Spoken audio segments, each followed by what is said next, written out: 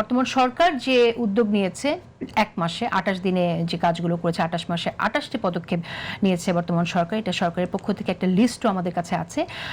আপনি হয়তো জানেন, যেমন কৃষকদের কৃষক কার্ড প্রদান করা হবে খুব শীঘ্রই। কিন্তু এর আগে যে উদ্যোগ, যেমন কৃষি ঋণ মওকুফ, ফ্যামিলি কার্ড দেয়া, খাল খনন শুরু করেছে, এরকম আরও অনেকগুলো উদ্যোগ আছে। সেই উদ্যোগগুলোকে আপনি কিভাবে দেখেন? এর মাঝে আছে ৪,৯০৮ জন মসজিদের ইমাম মুয়াজ্জিন, ৯৯০ জন মন্দিরের পুরোহিত এবং বৌদ্ধবিহারের অধ্যক্ষ, তাদের গির্জার যাজক পালকদেরকে মাসিক সম্মানে দেওয়া সহ আরও বেশ কিছু কাজ, সমাজ কল্যাণমূলক কাজ। আমরা মন্তব্য শুনতে চাই ডক্টর তাজ হাশমি। তারেক রহমান এই ১ মাসে যা করেছেন সেটা মানে এর প্রশংসা করে আমি শেষ করতে পারবো না। ডোমেস্টিক পলিসিতে শুধু ওই মিনিস্ট্রি অফ ফিনান্স এবং ফরেন পলিসিটাও ডোমেস্টিক পলিসিরই একটা বাই প্রোডাক্ট। ওই দুই জায়গায় আমার একটু রিজার্ভেশনস আছে। আদারওয়াইজ যে ফ্যামিলি কার্ড বলেন, সোশ্যাল ওয়েলফেয়ার, মসজিদের ইমামদের নিয়োগ করা, খাল খনন করা, এগুলোর ব্যাপারে hats off, I am 100% with him. তবে এখন আমি যে কথাটা না বললেই হয় না, বাংলাদেশের ফরেন পলিসি দিয়ে আমাদের ডোমেস্টিক পলিসি ডিপেন্ড করবে। মানে এটা রেসিপ্রোকাল রিলেশনশিপ থাকতেই হবে।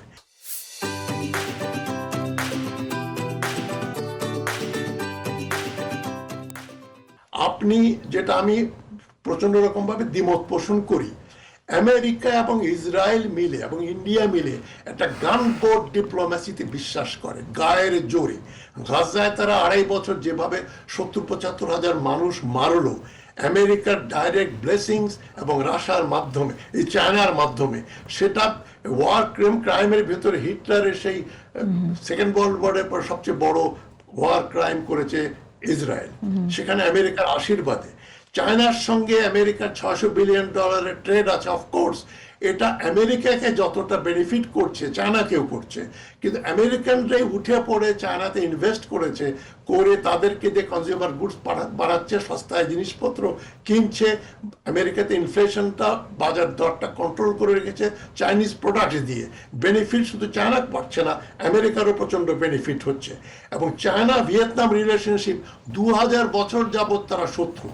চায়নার সঙ্গে ভিয়েতনামের বহু শত্রুতা। হোচিমিন চায়নাকে লাইক করতেন না, তিনি সেকেন্ড ওয়ার্ল্ড ওয়ারের সময় বলেছেন, I prefer French rule rather than Chinese domination.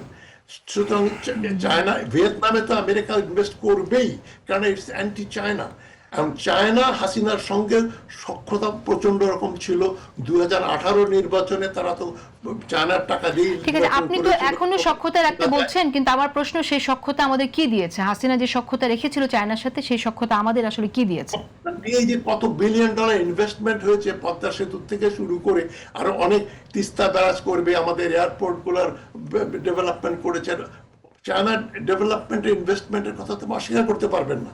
China দিচ্ছে এবং পাইপলাইনে ৮ লাখ টাকা আছে, ২৪ বিলিয়ন কত ডলার তারা অলরেডি ইনভেস্ট করার। কিন্তু চায়না যে একটা স্বৈর শাসককে ক্ষমতায়িত করলো এবং যার কারণে আসলে এত হাজার হাজার মানুষের জীবন দিতে হলো, এত মানুষ গুম হয়েছিল, সেই বিষয়টাকে আপনি কিভাবে দেখেন? স্বৈর শাসকের ক্ষমতায়ন আমেরিকাও করে এসছে। জিয়াউল হককে রেখেছে আমেরিকা। যত ডিক্টেটর, পাকিস্তানে যখন একটা ইমরান খানকে সরিয়ে যে একটা কোয়াজি মিলিটারি রুল চলছে, এটা আমেরিকার আশীর্বাদে। পৃথিবীর এমন কোনো দেশ নেই যেখানে আমেরিকার ডিক্টেটরশিপকে সমর্থন করে নাই। এই ভেনেজুয়েলাতে গানবোট ডিপ্লোমেসি ধরে নিয়ে এসে প্রেসিডেন্টকে করে দিল তেল চুরি করার জন্য। আমেরিকা এখন ব্ল্যাটান্টলি 19th সেঞ্চুরিতে ফিরে গেছে ইম্পেরিয়ালিস্ট পাওয়ার হিসেবে। ডেনমার্ক চাই তার কানাডাকে প্রভিন্স বানাতে হবে। তো আমেরিকার যে ডিপ্লোমেসি সেটা খুবই ডেঞ্জারাস। এখন চায়নাকে বাদ দিলে, ইউক্রেনের ব্যাপারে, রাশিয়ার ব্যাপারে সম্পূর্ণ একমত। শুধু ইউক্রেনে না, রাশিয়া আফগানিস্তানেও খুব খারাপ করেছিল। কিন্তু ইউক্রেনের পেছনে পুরো ইউরোপ, নেটো এবং আমেরিকা যে পরিমাণ অস্ত্র, যে পরিমাণ সাহায্য করছে, at the end of the day Russia ইউক্রেনকে কন্ট্রোল করবে। এবং এই যুদ্ধ যদি, ইরান যুদ্ধ যদি দীর্ঘায়িত হয়, দেখবেন চায়না তাইওয়ানের উপর হয়তো হামলাও করতে পারে, দখল করে নিতে পারে। অলরেডি তারা ডেমনস্ট্রেট করছে, তাদের পাওয়ার দেখাচ্ছে। সুতরাং চায়না এবং Russia will emerge as victorious. এখন বাংলাদেশ ওই লিগে পড়ে না। বাংলাদেশ এটা অন্য লিগের উপর দিকের খেলা, রাশিয়া, চায়না, আমেরিকা।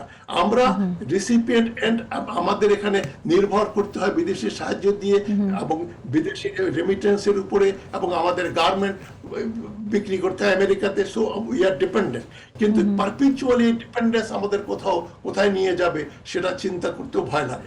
আমাদের যদি ডাইভার্সিফাই না করি, ধন্যবাদ আপনাকে। না হয় একমাত্র গার্মেন্ট এবং ফরেন রেমিটেন্স দিয়ে একটা দেশ চলে না।